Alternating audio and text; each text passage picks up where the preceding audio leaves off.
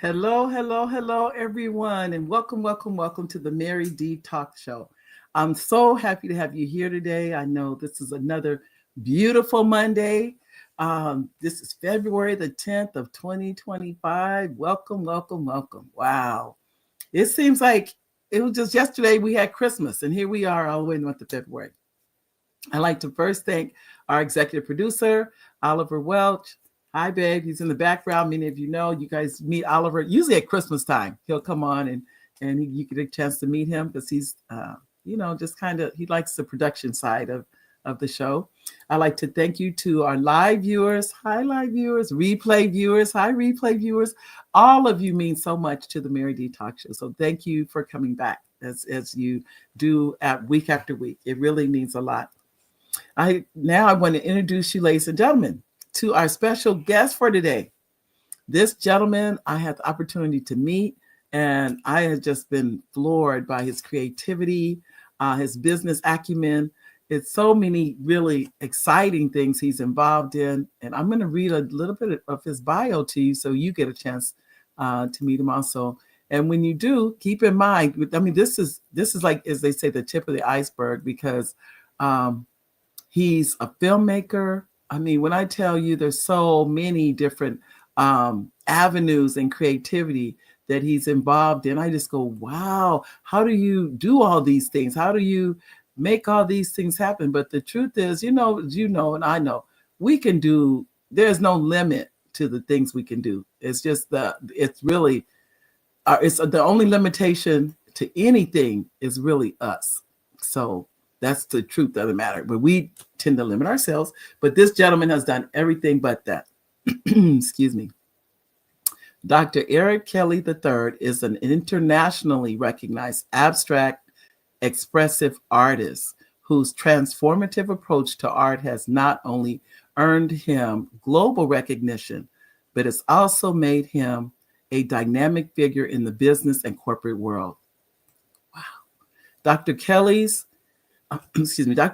bold use of color, emotion, and innovative expression transcends the canvas, making him an ideal candidate to represent brands seeking to elevate their image, reach new audiences, and authentically connect with customers. As a brand influencer, Dr. Kelly brings his unique artistic vision and established global audience to companies looking to amplify their brand presence. His creative work has touched the lives of many, making him an influential voice in contemporary culture. In the role of brand ambassador, Dr. Kelly represents brands over the long term, embedding him in the company's vision and values. His approach to brand ambassadorship focuses on building sustainable, meaningful relationships between the company and its audience.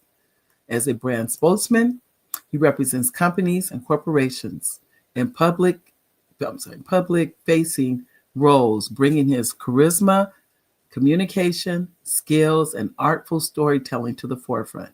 Whether it's delivering speeches, conducting interviews, or engaging in corporate events, he excels at being the voice of the brand. A dynamic and transformative abstract expressive artist brings a unique perspective to a range of topics that connect art, creativity, leadership, and innovation. His experience as an artist and business leader allows him to speak on subjects that resonate with diverse audiences from corporate professionals to creative communities. Ladies and gentlemen, I'd like to bring to you our special guest for today, and we're very honored to have Dr. Eric Kelly III. Dr. Kelly? Hello. How you doing? Glad to be here. I'm truly honored to be asked to be on your show. As I prepared for this show, I just thought about all the great things that you are doing, providing content for your audience. And not only that, participating at the Black Business Olympics as one of the premier speakers on our platform. I want to definitely tell you, thank you for that. Oh, you're welcome. As you say, I was honored. I was like, wow, I get to, and not only that, I was on the cover of the magazine too. I was like, wow, it was so, I was like blown away, truthfully. The reach of your platform has been very. I mean, I've been receiving calls of being on other platforms because of that. So I'd like to thank you for that. I know. I wanted to tell. I just introduced our audience to you, and you have such a wealth of knowledge. I was able to see your documentary. I wish we had time to show that, and maybe we will, and I'll be able to upload that maybe to the podcast and put it on one day so that our audience can see it. But audience, this is when I tell you creativity, because you paint with both hands. Yes. I don't. I'm trying to figure out how does that work. Well, well, it's really a very interesting story. Uh, Okay. when I first started writing, I was writing with my left hand. My Oh, grandmother did not like the way that I was writing, and so she changed me to write with my right hand. Back in those days, these were some of the what I would call the interesting ideas that people had about their kids. right. And so I went on to write with my right hand all through school. Wow. That's what I wrote. I drew with my right hand.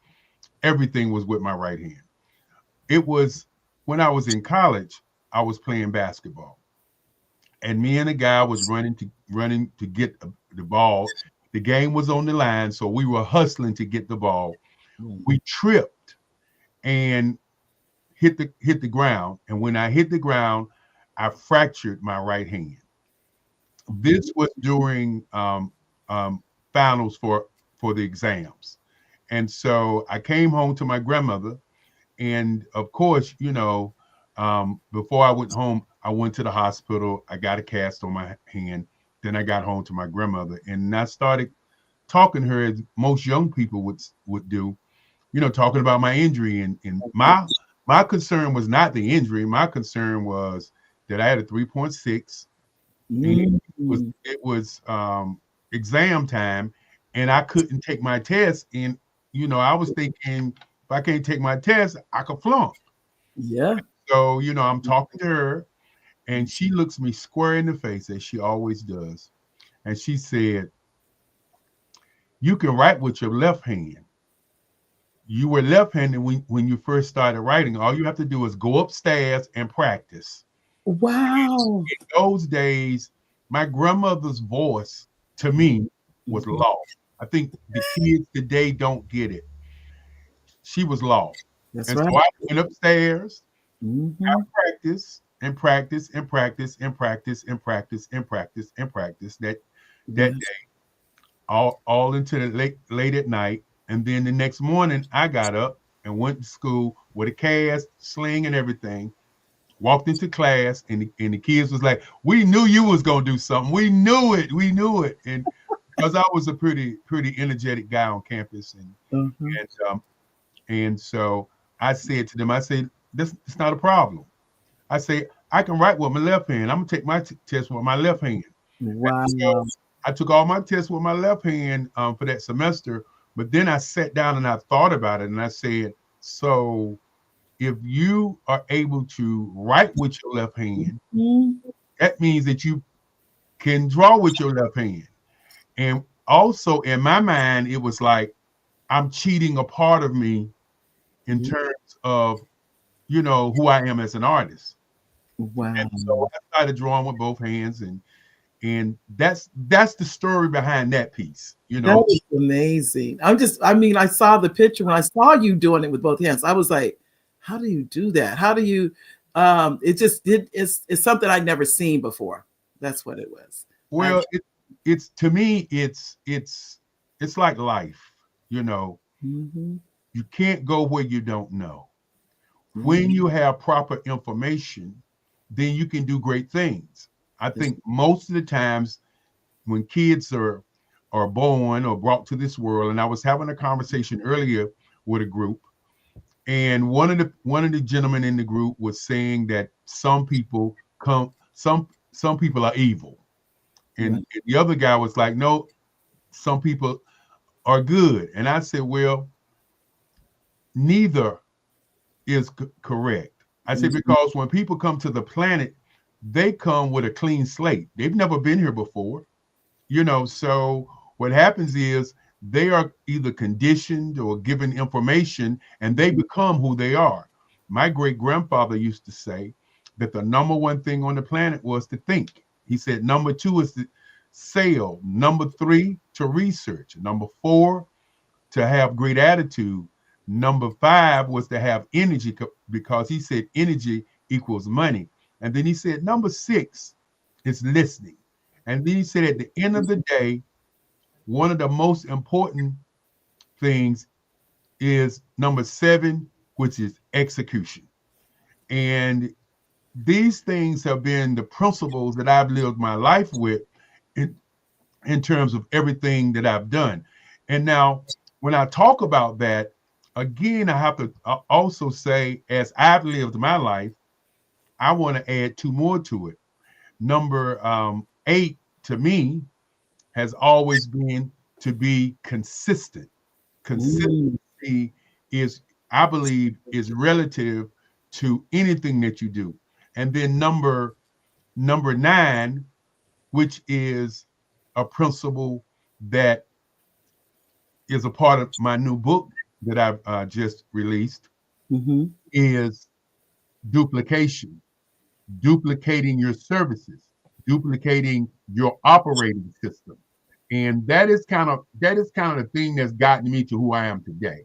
Right. And principles, because I think most people that are in business thinking in their mind that they're just going to work a job because the business is a job.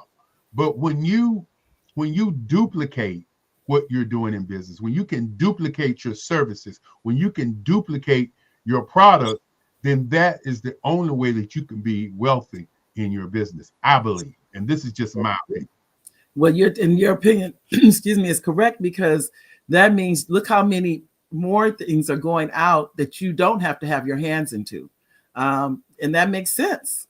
That definitely makes sense. I think we get where, we want to have our hands into everything, and that's literally impossible in order to become wealthy. So now we didn't even talk, we just talked about your artistry, and and we didn't get into the brands and everything. I know we don't have pictures. I don't know if you have anything near you, but they could see some of your paintings, but you may not be having anything right at hand. But they can go to your website, correct? They can go to erickellymuseum.org and see many of my pieces of work. I'm right now we're in I'm not supposed to say, but I'll just go ahead and say. Okay. We're give it to you first on this show. Okay. We're in um, conversations about another movie. Wow. We just did a documentary on my work, and the group that did the documentary on my work, they began to talk to me about really doing the movie, because in the documentary I talk about all these things that you just asked me about. Right. So one of the directors wants to actually do a movie with a kid that started at 7 years old, with a great grandfather who started an art museum for him at 7, who talked about these principles and the whole what my grandmother brought to my table, as she told me when I was younger that I could do anything I wanted to do. The conversation I had with my mother, who worked with special needs kids, and she would tell me, "You're a genius. Why are we doing this? Why are we going through this? You're a genius." And these kinds of things kind of stuck with me as I moved through my life. And the director said that my story is a very interesting story, because at the end of the day, I have been consistent. I have duplicated my actions. And the Black Business Network that I created is a network that has never been done before, because it's a live network that we're working on for 24 hours a day, 365 days of the year. Wow. That, and like I said, I've been one of the guests, and I was like, wow, just knowing your reach, the countries all around the world. It's not limited to just the United States, ladies and gentlemen. This network is worldwide. So those of you that are interested in contacting Dr. Kelly after the show, we will make sure you have his contact information where you can reach him. Those that are interested in the Black Business Network, which is, like I said, it's not just a United States Black businesses. We're talking about Africa. We're talking about Asia. We're talking about any place you can name that.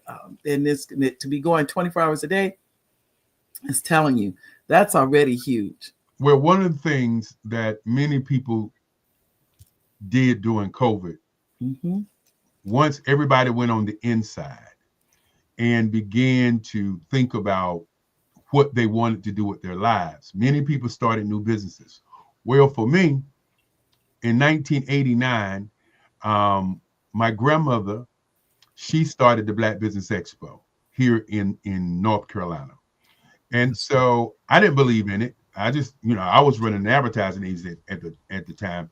As a Right. matter of fact, I believe it was our third office that we had opened up in Durham.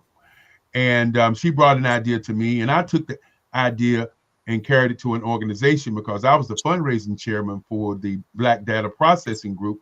And so I thought this sounded like I could raise some money with it. And so I Mm-hmm. did to them. And the president at the time, when I brought it, he loved it. But after about a couple of months, he decided that he didn't want to do it.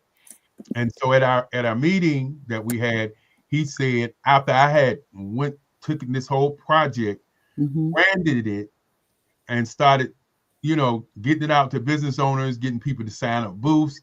I mean, tabletops. We didn't do booths at that moment. Tabletops and the whole nag, because if I get involved, I'm preparing to do a show. And so we had a meeting, and he said at our meeting, because we needed $600 for 2 ballrooms, and I was asking for $600 for the 2 ballrooms.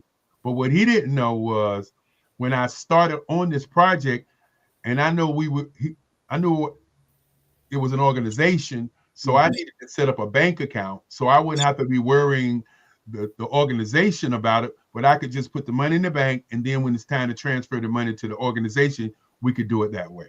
And Okay. so I had raised about $7,000, but I needed $600 for the ballroom. Right. And my great grandfather used to say, "Don't always think, never be a fool." And so if I was waiting for them to give me $600 so I could get them $7,000, Right. but I couldn't tell them that I had raised this $7,000 for the 6,000 for the $600, because that meant that I done all this work by myself. You ain't done no work, and all I'm doing is handing you money, and there is no commitment in terms of what you're doing. Right. So he said that they had a board meeting and they made a decision. And my thing was, I was on the board. I wasn't invited. Anyway, I was very Woo. I was very upset. But my great grandfather said that anger is the Black man's kryptonite. And so I just sat there and I just looked. I walked out of the room, went to my office. My little brother walks in and he said, "What's going on?" And I tell him the story. And for those who ever meet my little brother, he's always Mr. Um, what what's the word? Mr. I wants the money. That's who my little brother is. He's always thinking money. And so I began to tell him what was going on, and he said, "Well, how much are the ballrooms?" I said $600. He said, "How much have you raised?" And I'm the older brother. This is my younger brother, 10 years young. And I said $7,000. And then he said, "Well, it looks like we're gonna do an expo." And at that moment was the first moment that I said, "Yes, we're gonna do it," because I was trying to figure out what Yeah. to do, because I'm a loyal guy, what to do. And so we did the first one, and my grandmother came to the show, and my chest was way out because it's the first show I ever done. I had 93 booths. I ended up getting 4 ballrooms. Yeah, my first show. And she walked into the show and she said, "This is a nice little show." Well, tell. So okay. You see that right there? You see that right there? That's how when she said that. Remember, this is the lady who told me I could do anything. So That's right.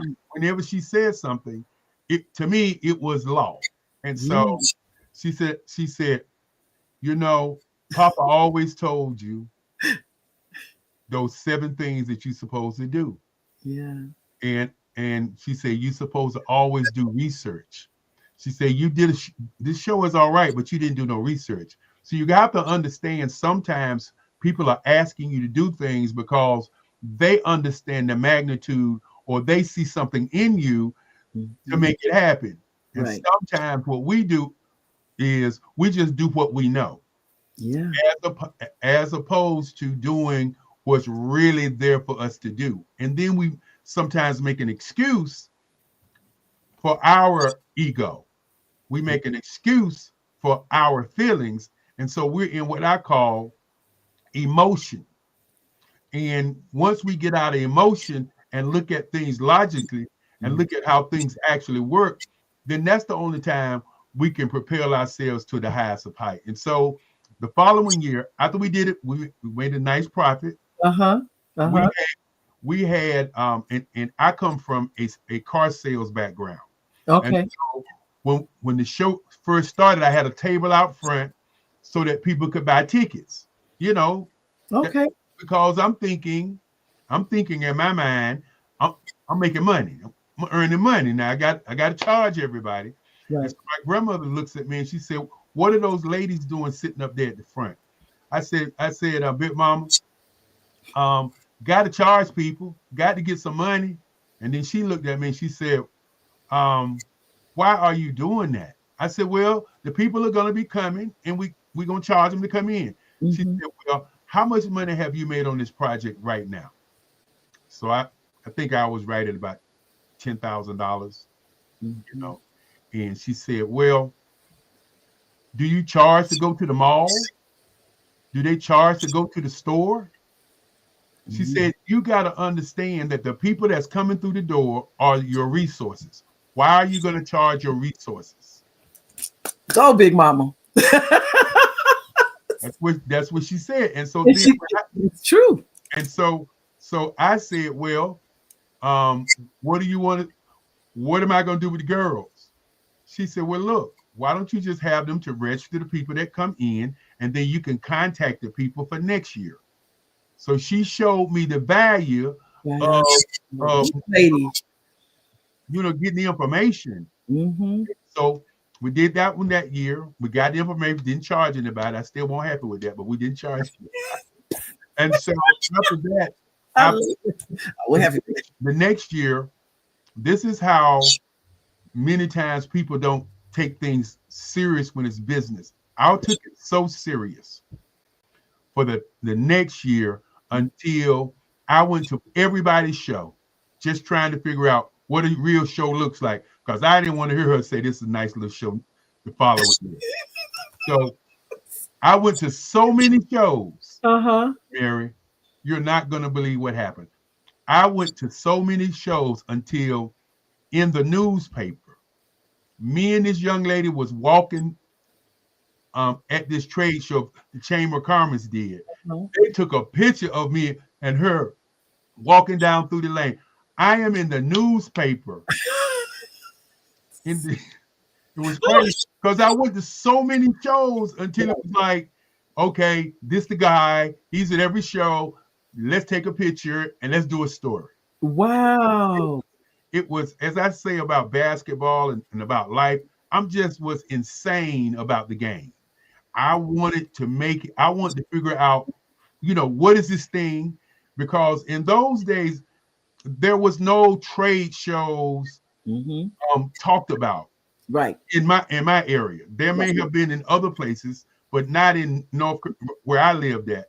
And so when we did the next show, I found out about pipe and drapes. So we did pipe and drapes for this show. And I'm thinking I got pipe and drapes, I got the signage up and everything. Yeah. And I'm thinking I'm doing something big. And my grandmother comes to the show and she said, you're doing better. Understand, I am a young guy. I'm not this guy here. I'm not him. I was him, but I'm not this him. And so I just listened to her and she said, you have to fill this show up. You just can't do a show and just have some people. You gotta have all the people. And my brain was like, well, how in the world can I do that? How can I get all the people come?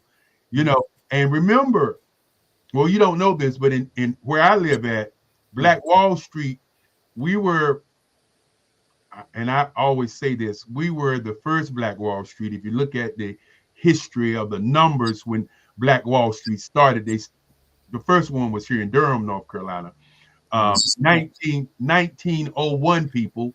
Um, um, and we didn't get bombed. I brag about that just a little bit because if they had bombed us, we'd have just tore the town up. That's the kind of Black people that I grew up with. Anyway, so she was telling me that I need to understand how to build a crowd. And so again, the following year, I went around going to all these shows, and then Suzanne, no, was it not Suzanne Douglas? The lady from Essence. I can't think of her name. Is it not Johnson? What is her name? I know you're talking about. She was a editor in chief. Yeah, editor in chief. She came to North Carolina Central University, and the lines was all out everywhere. And I was and I was like, oh, okay, wait a minute now, what's going on here? You know, and I saw the numbers. And then I started looking at shows a little bit different. Right. Now I realized that you needed to have, you know, some cheese. You need a draw. So you have to have a draw. And so what I did then was I sat down and I thought about it. And I said, okay, Mama said, I got to have all the people. So what I did was I was watching television and there was a show on called Tony Brown's Journal. Right. And back in the day, Tony Brown's Journal was the hottest show for Black people on TV because that's what all he did. And so in the old days, you could watch television and all of the information would scroll on the TV and you could actually find the phone number and call the person. And so I got the phone number and I got on the phone and I called the studio and guess who picked up? Tony Brown. What? Well, it's a what now because of all the ways that we got walls in front of folk, but you got to go backwards for a moment. That is very true. Probably didn't have a secretary. His show, he was the producer of the show. He probably dealt with everything. You know, didn't have a staff. Probably didn't have a staff. Anyway, I'm talking to him, and you know, I asked him. I said, "How much you charge to come and speak at an event?" And he said, $5,000. I said, "Thank you very much," and I hung up. Then what I did, well, you got to understand. You got to understand how I was raised. I was raised to find out what the number is, find out what we're doing first, and then ain't no need for me to talk to you if I don't have the money. Okay, I'm not going to keep you on the phone for 3 and 4 hours. I know I don't have no money, and then I'm going to try to convince you to come and do something for me for cheaper than what your number is. And so talk to him. He said $5,000. Then George Frazier was on the front cover of Black Enterprise magazine. Her name was Susan Taylor. That's it. It is Susan Taylor. I got pictures. It just had to come back. And so he was on the front cover of Black Enterprise magazine. So I found the information, called him up, and he said he charged $3,000. I said, thank you very much. Clicked on him. Now I had a friend of mine who knew a guy by the name of the guy that does the what is his name? He'll shoot me if I'm stumbling on his name. Claude Anderson, Dr. Claude Anderson. I know. I don't know him personally, but I know the gentleman. Doing Powernomics. Okay, so these were the 3 guys that I wanted to have. Okay, so He was another $2,000. Okay, so that was 10 grand. I Mm-hmm. had never paid nobody 10 grand to do nothing. Okay, so the first thing I did was I went to a event, and so they had some guy I can't remember his name, but he's big time speaker at the time, right? And so I went over to him Uh-huh. and I said, "Well, look, how did you get this guy here?" And he said, "Well, we got him sponsored." I said, "What you mean you got him sponsored?" And then Uh-huh. he started telling me, we got this sponsor, this sponsor, this sponsor, that sponsor. And I'm sitting there listening to him. I said, "Oh, okay, okay, okay, okay. I got it. I got it." Mm-hmm. So I go back to my office. I get their sponsorship package from him, go Mm-hmm. back to my office and created a sponsorship package to pay George, to pay Brown, and to pay Claude Anderson. And so I called him back up and I said to him, I said, "When can you come to North Carolina?" And he said, "Well, I thought you didn't want me to come. You just hung up on me." I said, "No." I said, "I'm old school."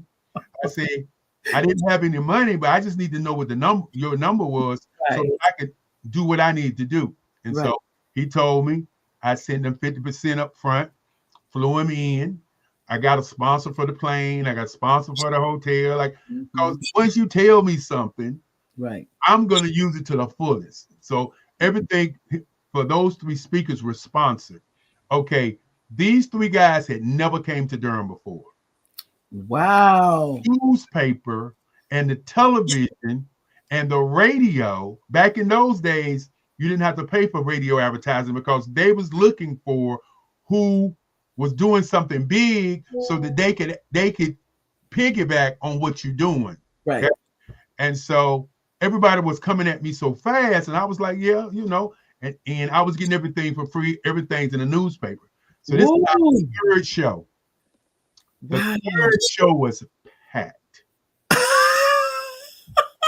People everywhere. I mean, everywhere. I'm talking about everywhere. My grandmother comes to the show and she says, "That's what I'm talking about. Now, this is a show." So I Wow. smile as big then, I'm just all happy. And then um, the newspaper ran an article with the numbers that we had, 5,000 to 6,000 people. Um, the place could only hold 3,000. So now I'm elevated. I don't even understand what's going on. I'm elevated to the number one black show in North Carolina all of a sudden. Wow. Another show, we have 7,000, we have 8,000. And see, this is the thing that people didn't understand. We was writing down everybody that came to our show so we could give you our numbers, okay? Right. But it was not staying still traffic. If you know what I'm saying? People Mm-hmm. would come and people would go. Right. So they just walking through. We registered everybody because we're like, grandmama Yeah. register them. That means you can send information to them. You don't have to be worried about doing advertising and That's all of that stuff, right? And right. so So you were ahead of the curve on a lot of you I, were. I I'm was let me Mary, I was so ahead of the curve until this happened. So about my fifth year in, uh-huh. and you got to understand, I said the number one thing was to do research, right? Right. So as I'm doing this, I am researching trade shows, okay? Go to the library, find this book about trade shows because I didn't know trade shows was a thing. Right. I just was doing an event. Book about this stick. Now I'm reading about all the trade shows all over the world, okay? Now I'm in Black Enterprise, I'm reading Ebony, and I come across Black Expo USA. Black Expo USA is doing 14 cities across the United States. Okay, they're Mm-hmm. doing 14 cities. Okay, they were a national show, and Right. so they're doing Los Angeles, they're doing Detroit. They Mm-hmm. they started the Indianapolis Black Expo. They're doing Los Angeles. They're doing Mm-hmm. New York, Jacob Yeah. Javits Center, 100,000 people 4 days in a row. They're Wow. doing Washington D.C. They're doing Virginia. They're Mm-hmm. doing all these. all these states. Right. The guy, the founders were, and I want to say their names for historical preferences. Right. Jesse Bozeman, Bill Cherry, and he's gonna kill me. I'll remember his name as I go. Um, these three gentlemen was doing the show. Okay, Jerry Roebuck. I should have said Jerry Roebuck first. Jerry was the guy. Then it Jesse. Then Bill. Okay, Bill Cherry was married to an airline stewardess that lived in Durham. And so he was flying back and forth from New York because he was working in New York, but he was living in Durham. Right. I was doing numbers in the newspaper. I'm this big hot guy doing all these numbers. I have my office downtown Durham, and lo and behold, I'm sitting in my office. Uh-huh. My secretary walks into my office, and she says, "There's a Bill Cherry here to see you." And I say, "You got to be kidding! Ain't no Bill Cherry here to see me." Because remember, I'm the research guy, so I already knew who he didn't know who I was. I know who he was. I know what they was doing.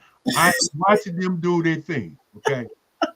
And so finally I said, all right, let me go out here and see what the world's going on. I don't believe it. I don't believe it.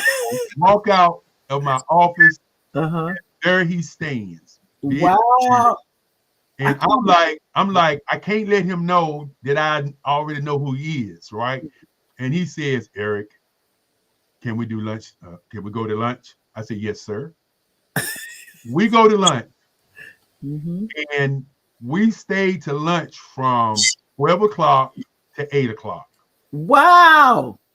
From the time that we sat down until 8 o'clock that night, he was schooling me on what expos was, what they did, and everything. And I'm just listening and talking and listening. Time just flew.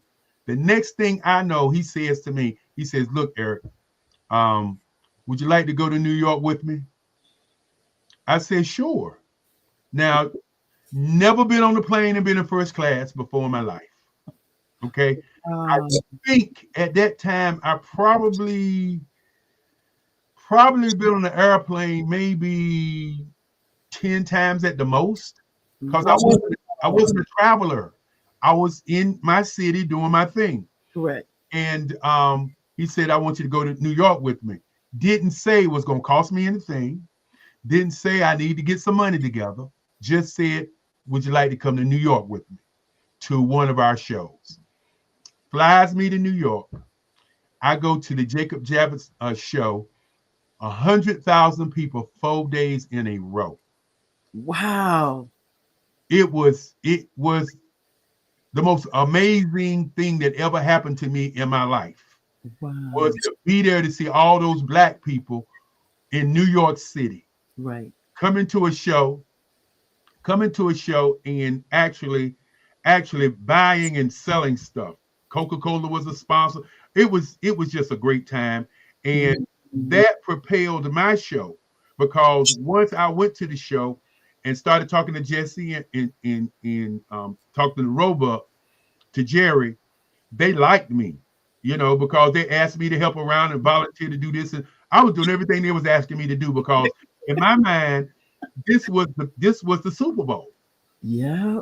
And I wanted to know everything I needed to know, because I wanted to impress my grandma. That was, to be honest with you, that's how I was thinking. Yeah. So at the end of that Jacob Javits show, because I went and helped the people with the booths, I helped the people with the lines. I did announcing for what's the guy for the radio guy, and then I went on stage and did announcement for Cap Calloway, not wow. Casual Cal, who ended up being the ringmaster for that Black Soul Circus. Yeah. Wow. Yeah, all this stuff was going on, very fast. Uh-huh. After I put on my everything guy, they asked me to be a part of Black Expo USA. So every weekend, while everybody around town was doing what they was doing, I was traveling to different cities around the country. I mean, having a ball. I'll tell you one quick story. This is going, and not that I want to stop you talking. Let me just be honest with you. we have audience members that make comments, and I want to make sure they get their comments in. Yeah. If you have any questions, I can talk about it. Okay, Waivani. Hi, Waivani. She says, hi, she said, hello, Mary. Hello, Dr. Kelly. That's from Waivani. And then we have Ruby. And Ruby, she's and I know you're in entertainment also. Ruby is an actress. I met her in Maryland. Excellent, excellent actress. And she's actually working on a one-woman show right now. I want to say Eartha Kitt. I could be wrong, but I just remember it's a one. So correct me, Ruby, if I'm wrong. And she says, hi, Mary. I'm back from Africa, tuning in. Thank you. How was your trip, Ruby? How was it?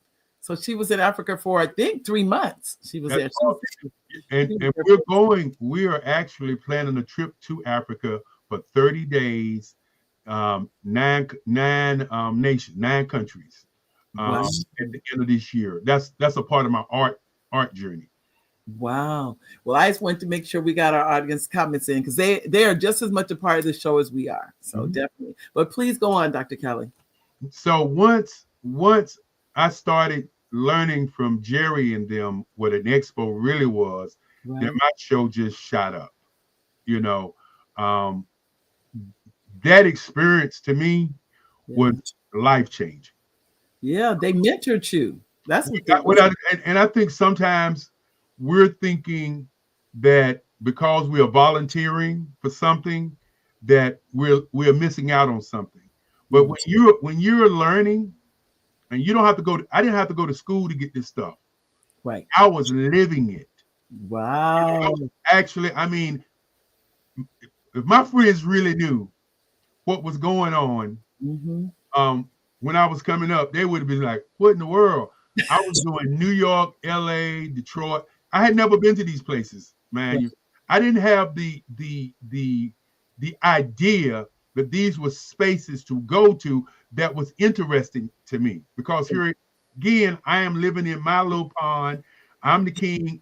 As they say, I'm the king of my area. Right. Okay. Now I get a chance to do New York. I get a chance to do DC. And I was going to tell you a very funny story. Kurt Franklin. Okay. Before Kurt Franklin was like this massive guy that he is, I was his bodyguard, right?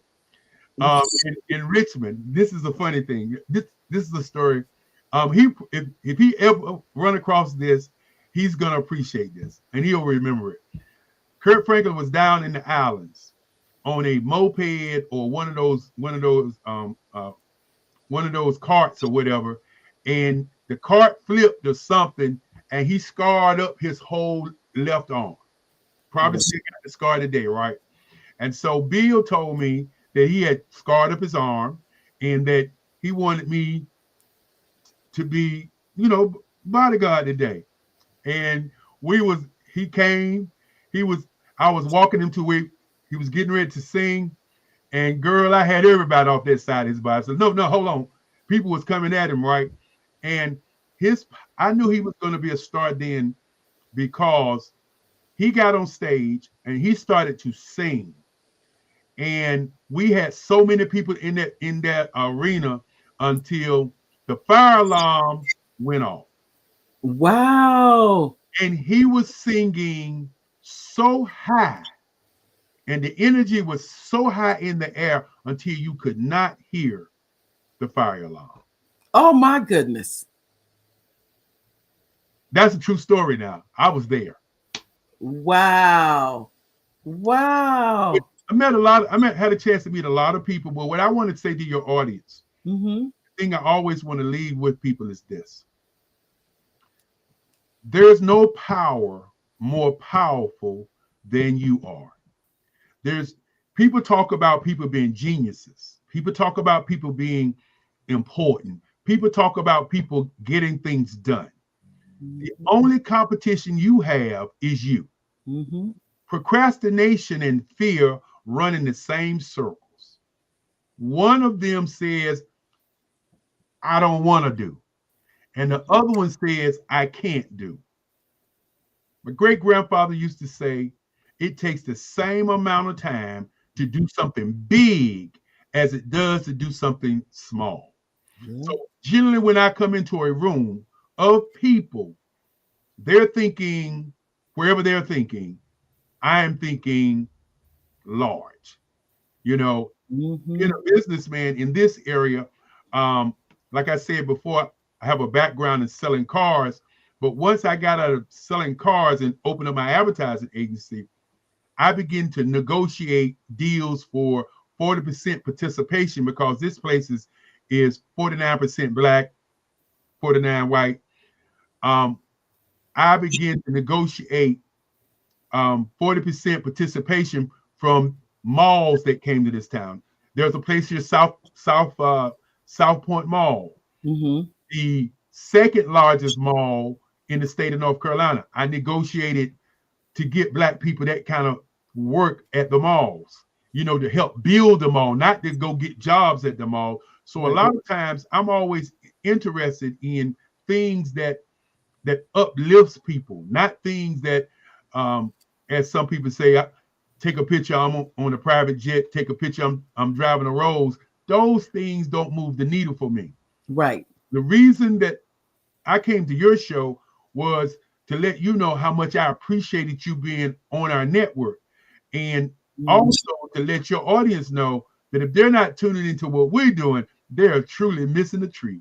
They are. That is for sure. And we're going to put that up to here. We have another comment from Ruby, and she says and this is for both of us. She said, I was there she was there for 2 months and in Benin and Kenya. And I don't know what countries you plan to go to, Dr. Kelly.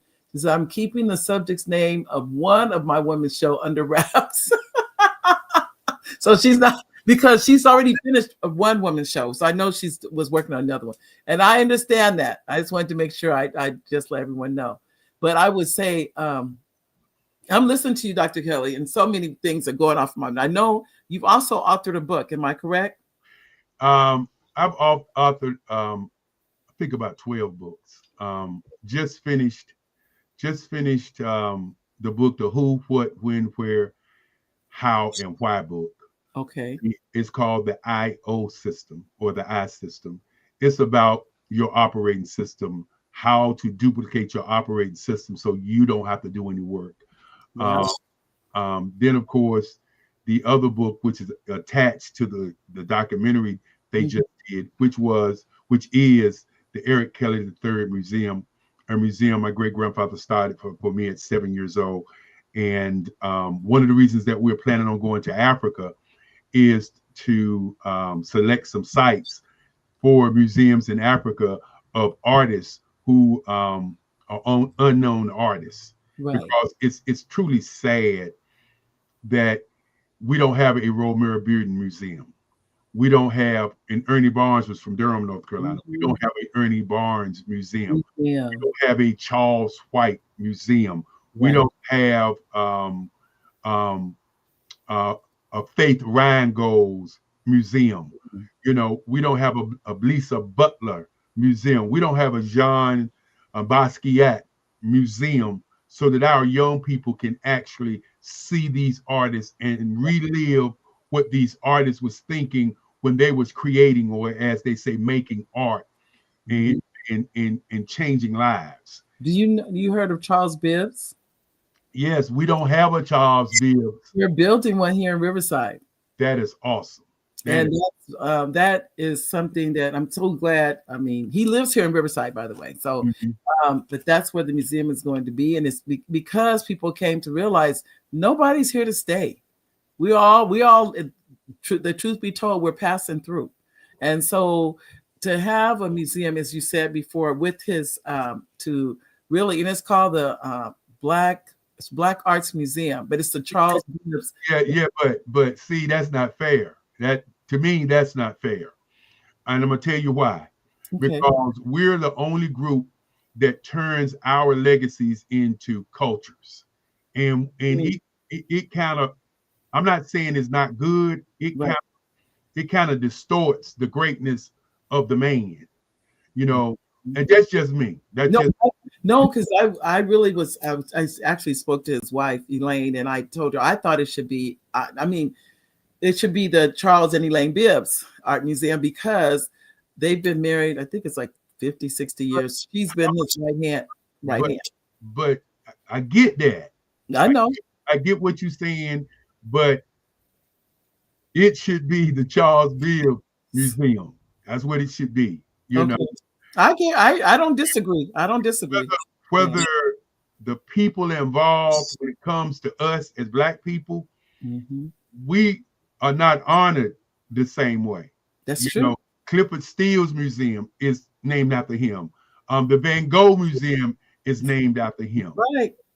You're You right. know, You're absolutely right. because my kid will say, or a kid would say, "Well, I'm going to the cultural center."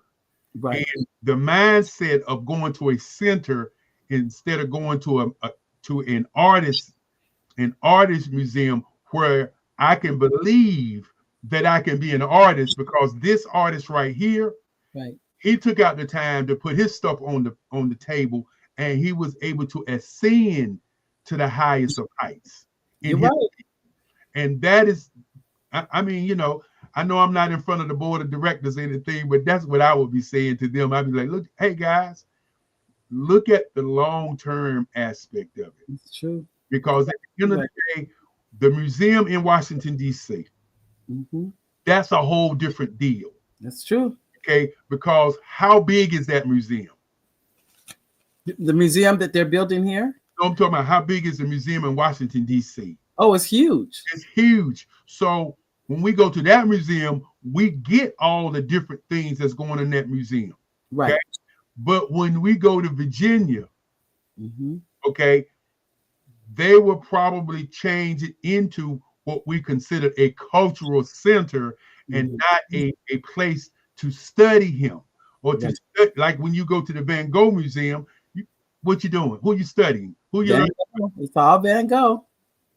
And that is the same thing you get when you come to the Eric Kelly III Museum here in Durham, North Carolina. I love it. I think that's really and I don't think they meant to what you're saying, which is so true, diminish anything. But I think the reality is because it was this has been they've been trying to decide, to my knowledge, and maybe if it is called the Charles Bibbs Museum, I don't really know. I know I've only seen the Black Arts Museum, and maybe it's the Charles Bibbs Black Arts Museum. I don't know, so I don't want to say that No, because I'm just fighting for the right of artists all over the world, all the black artists all over the world. you got well. I'm voting for that. So, and we have Antonio Human, and Antonio is an artist. Hi, Antonio. He says, hi, Mary and brother Dr. Kelly. Yes, Uh, he's a part of the every black community. he Very, to me, a very exciting young man. Thank you, there, Antonio. Thank you very much. and the reason we are even connected was due to Antonio. Antonio introduced me to Every Dot Black, and that's how that connection was made. So I want to thank you again, Antonio. And his art, I own some of Antonio's artwork. That's how supportive I've tried to be with this young creative. I try to do that as much as possible, is purchase the art, because I feel like if I'm not willing to purchase it, that keeps the artist going. That could be the whatever the I say the bill was, whatever. I actually, you were telling your story. I'm gonna tell you my story about Charles Bibbs. I had a piece of Charles Bibbs artwork when I was like 16 or 17. It was a postcard. I still remember it. And I remember looking, we're in my home, I was raised in San Diego, looking at this postcard, wondering what type of creative mind created this. I'll never forget that. And I've shared this with him because my husband and I, we know. How many people Mhm, that he's affected through his art mhm. thinks the same thing? I remember the day I said it. I And still. and what's more important, if we're studying him and Mhm, learning from him through mhm. his craft, then it only inspires us to do something just as great. It really does. It really, really does. And to meet him and to know him, it's been two people like that I have watched their from afar. So here I was as I said, 16 years old in San Diego, California, and it was a postcard. That's the first thing I saw. of his work. And I shared that with him, and I said how it affected me. And he said he got quiet. He goes, "I remember that postcard."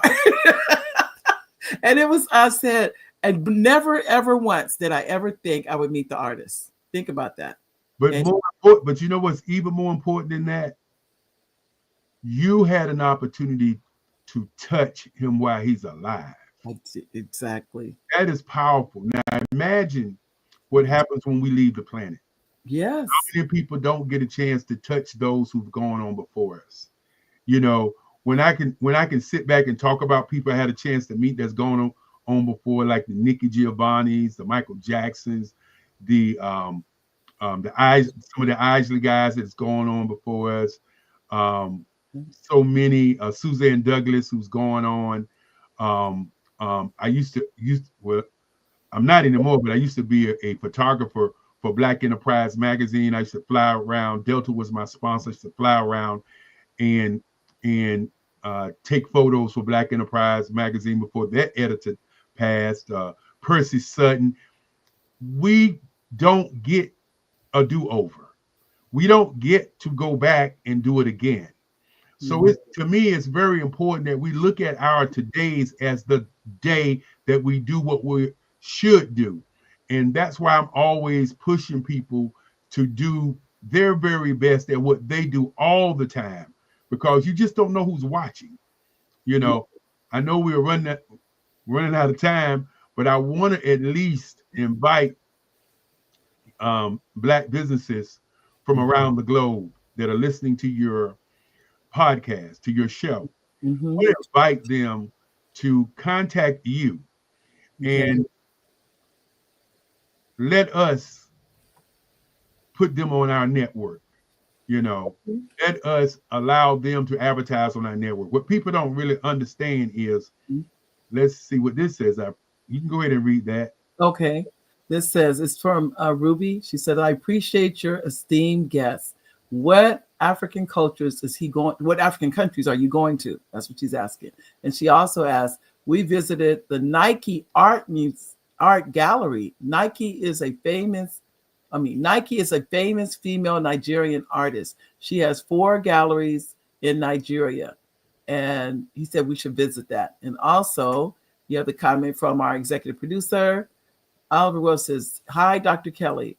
Thank you for joining the show and blessing us with your wealth of knowledge. Also, thanks to our regular and new audience." So I wanted to make sure I got the comments in, because we have exactly 3 minutes left, and I like to definitely say before we end the show, thank you again so much, Dr. Kelly, for coming out. And as I said before, I know your schedule, and your time is very valuable and very precious. So I do thank you for taking time out today to be a special guest on our show. It is definitely appreciated. Well, let me answer the question of the young lady. Okay. I'm gonna try. I'm gonna try. Or better yet, why don't I do this? We Okay. will send your show the commercial that we're working on the nations that we're going to. Okay. You know, I believe we're going to Senegal. We're going to Kenya. We're going to South Africa. We're going to um, now. I said Kenya. We're going to 9 of them. That's what I can say right now. But I'll send you the commercial that's going to show where we're going. The most important thing about what we're doing is we're going to be inviting people all over the world to come on this trip with us. We're going to be on a private jet going to the 9 nations that we're going to. That's a whole nother show. But before I get out of here, I just want to tell you thank you very much. You will. Look forward to coming back. Tell your husband thank you. Thank him for loaning him just to me for 1 hour to do this show. Thanks, man. I really appreciate it. And thank everybody who tuned in. And please don't touch your dial. Every Monday at 1 o'clock, Oh, every Monday, be here at the Mary D Show. The Mary D Show, one of the number 1 shows in America for um, information, transformation, um, and imagination. thank you, thank you, thank you, Dr. Kelly. You have to come back again. Thank you. All Thank right. you. Ladies and gentlemen, that is our show for today. I'd like to thank you all for coming out. It is exactly 2 o'clock. God bless each and every one of you. I'll see you next Monday. Bye, everybody.